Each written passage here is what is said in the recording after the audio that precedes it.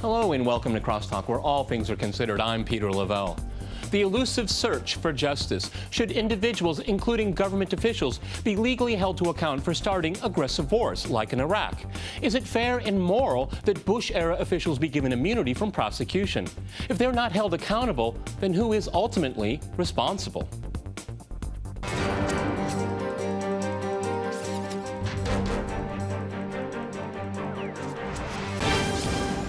To Crosstalk Crimes and Punishment, I'm joined by Inder Komar in San Francisco. He is the chief counsel on the case seeking to apply the crime of aggression against members of the Bush administration. And in New York, we cross to Ed Krajewski. He is an associate editor at Reason 24/7. All right, gentlemen, Crosstalk rules in effect. That means you can jump in anytime you want, and I very much encourage it. And if I can go to you first in San Francisco, you're representing the plaintiff in this case. Could you tell us a little bit about the plaintiff and what is the case? Absolutely. Thank you, Peter, and it's a pleasure to be on. My client is an Iraqi woman, an Iraqi single mother who fled from Iraq, in the aftermath of the war in 2005. She's a refugee now in Jordan, where she is supporting her dependents, essentially, by herself. And what she's alleging in her complaint against 6 defendants, 6 Bush administration officials, including George W. Bush, Dick Cheney, Donald Rumsfeld, Condoleezza Rice, Colin Powell, and Paul Wolfowitz, is that these 6 defendants planned and waged a war in violation of the Nuremberg Principle against aggression. So she's alleging that the war was planned starting in 1998 at a small nonprofit called the Project for the New American Century, which Donald Rumsfeld, Dick Cheney, and Paul Wolfowitz were members of, and that after they planned the war, these people used 9/11 as a cover, as an excuse to scare and mislead the American public and the international community to support a war. And then she alleges that the war, finally, when it happened, did not have proper legal authorization under various treaties, including the UN Charter, the Kellogg-Briand Pact, and the Nuremberg Charters.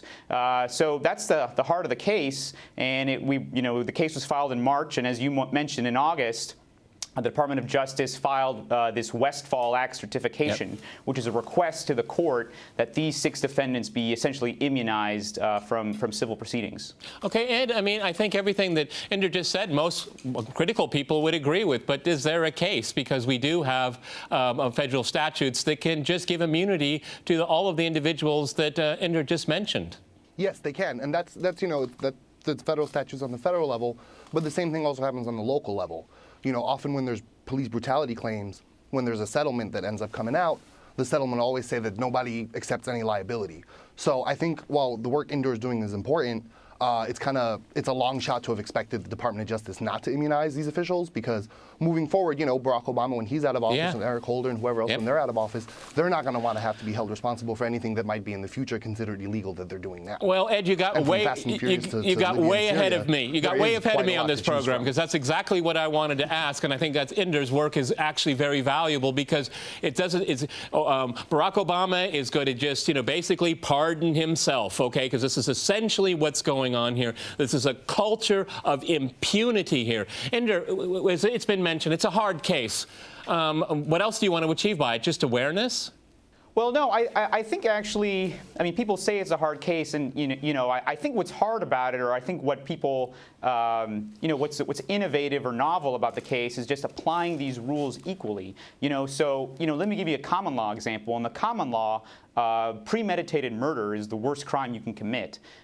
Self-defense is not a crime, right? If you kill somebody in self-defense, there's no crime that's been committed, and that's what the common law teaches us. In international law, it's the same thing. War committed in self-defense is not a crime. It's not actionable under the Nuremberg principles. And what's interesting about this case is this is the first time since Nuremberg that the crime of aggression will be actually used against anybody. Nuremberg gave us the crime of genocide, which we apply now in international court supply, domestic court supply. It gave us the crime of crimes against humanity. But the chief crime, what the tribunal called the supreme international crime, is this crime of aggression. And it's interesting that for the last 60 years, it's basically lain silent and gathered dust. So, one of the chief goals of the lawsuit is actually to have a federal court examine international law, which it can do, and say that, inconsistent with Nuremberg, consistent with the recognition of genocide and crimes against humanity, aggression itself is also a crime. And if we get further, if the court actually goes ahead and applies these rules, as I think it ought to these defendants, I don't think it's that unrealistic or unimaginable that a court could find some liability here. And what do you think about that? Because the facts on the ground are extremely well known. We all know, these critical minds know how we got into this war in Iraq illegally, and everything that the case that we've been presented with on this program is factually true. But at the same time, no one is going to be held responsible for this catastrophe against the people of Iraq, against all of the soldiers that went there and died, and of course the cost of it all, and the blowback that we all continue to experience. Right. Well, now, Indor can correct me if I'm wrong, but if I remember my history, I think the crimes of aggression were the hardest ones to prosecute, even at Nuremberg, right? Even though what the Nazis did was obviously illegal. Even with the crime of aggression, the international community was kind of a little more hesitant about pushing that one. Because, in theory, there's these things about aggression and wars of self-defense. Well, I think you're right. I think what happened at Nuremberg is that, there was a debate. Oh, I didn't mean to interrupt you. Go ahead. No, go ahead, Indor. Go ahead, reply. Please do. No, go ahead. Well, yeah. I think, at Nuremberg there was a debate, an honest debate amongst the four allied powers as to what crimes are we going to bring. And, actually it was the Americans. It was the chief prosecutor, Robert Jackson, who was a, member of our Supreme Court, at the time, who really pushed for this crime. He really believed that the crime of aggression was something that was important and ought to be prosecuted. And the tribunal agreed. The tribunal called it the supreme international crime. And what they found, what was different about the crimes of that era was that there was the planning element. I mean, that's what they really focused on, was that it wasn't just, the Nazis coming to power and saying, hey, well, look, now's our chance to be aggressive. It was before that. I mean, part of the reason they wanted to come to power was to implement this plan that they had for waging war. And so what my client alleges is similarly that there were people in the administration who had a pre-existing plan, who really wanted to invade Iraq, who were part of a movement designed to basically flex American military might in the region.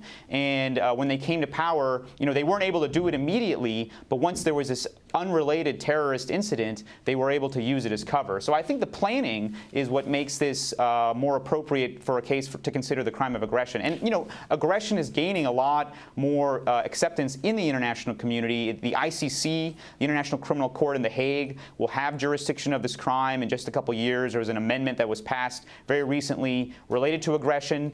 So people know it's out there. People know that it's a chief important crime. It just hasn't been implemented. People have wanted to stay away from it precisely because of the accountability issues that we're all talking about. I mean, Ed, you can go, you can get some Serbs and put them on trial, and you can get some African leaders and put them on trial, but you don't find Americans being put on trial for war crimes. I mean, it's really because they're powerful. And I find it very interesting is that the Nuremberg statutes are being even mentioned here. American officials are being looking at history and saying that the application of the Nuremberg principles should apply to Americans. It's a pretty sad state of affairs.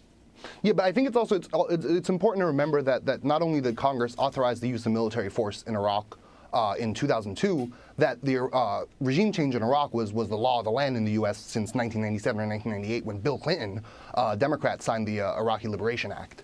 So while there's definitely, the idea that that's true. It was a very misguided war that Bush really wanted to get into, it's also that this was actually, the Iraq War was a culmination of more than a decade of U.S. policy toward Iraq. Yes, and but, not just something that but even George Bush and Dick even Cheney if the U.S. cooked up on their Congress passes these laws, it doesn't make it right, okay? An act of aggression is an act of aggression. I don't care if it gets a rubber stamp from Congress, just like with the Syria situation right now. I don't care what Congress has to say. A war of aggression is a war of aggression under international law. Indra, again, we have this case with Syria right now pending, and we still don't have this impunity. They can still do what they want because they have no fear of prosecution later. Well, I think that's an important point, that this is very relevant in today's news with respect to Syria. And actually, I do want to take I do think Congress's input is important for purposes of domestic law. I think there is case law out there from the 50s, where Eisenhower tried to take over a steel mill. It's called the Youngston steel mill case, and the court, there analyzed that congressional input is actually a very important factor in determining whether the president's actions are right. But I think the issue here is, even assuming congressional input and acceptance of these policies, whether these people can still commit crimes that are of international not just importance. I mean, it can't be the case. Right, it can't be. Exactly. Well, authorization, but it can't be the case that the president can come to Congress. Well, it can't be the case that the president can come to Congress and say, I like to have slaves at the White House, or I want to, build genocide factories, and Congress somehow is convinced to do it, that's okay or legal under international law. And I think the same is true for war making. It can't be the case that if Congress gives an authorization based on flimsy or false pretenses, as we all know, or that was the case with Iraq, and what my client alleges is the factual predicate. It can't be the case that the president is somehow okay. And there are three branches here. I mean, we have to look. I think this is an issue too for the courts to really look into, because the courts under our system decide what's legal. That goes back to Marbury v. Madison. The courts are the last say on what's the law. And if aggression is the law, I think it's appropriate to for the courts to questions. Examine these cases. Okay, Ed, jump in before we go to the break. Right. Go ahead. So that's what the Department of Justice is Ed, jump arguing in. here. Go ahead. No, I mean, I agree, and I think this is why the Department of Justice did what it did. I think this is why U.S. government officials, Democrat and Republican, are wary of joining international regimes like the International Criminal Court. Because you're right, a lot of the things the U.S. does is illegal under international law. But it's not illegal under federal law, and that's why they want to make sure that that's just the only law that applies. And so they're going to make this argument that George Bush and Dick Cheney and future government officials won't be able to do their job. Okay, Ed, I have to jump in here. We have to go to a short break, and after that short break, we'll continue our discussion on war crimes and accountability. Stay with RT.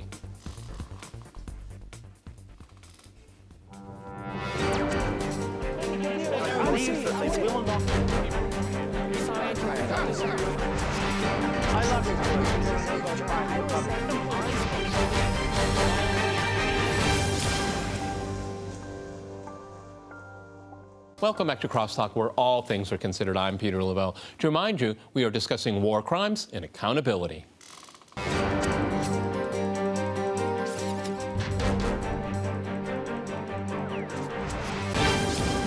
Okay, Indra, I'd like to go back to you in San Francisco. I mean, essentially what this lawsuit is all about is about accountability and justice. And we have Dick Cheney walking around giving speeches and selling his books, but we have people like Manning in prison. We have Snowden on the lam, and they didn't kill anybody. They actually wanted to bring justice to others and be more open and bring transparency to government.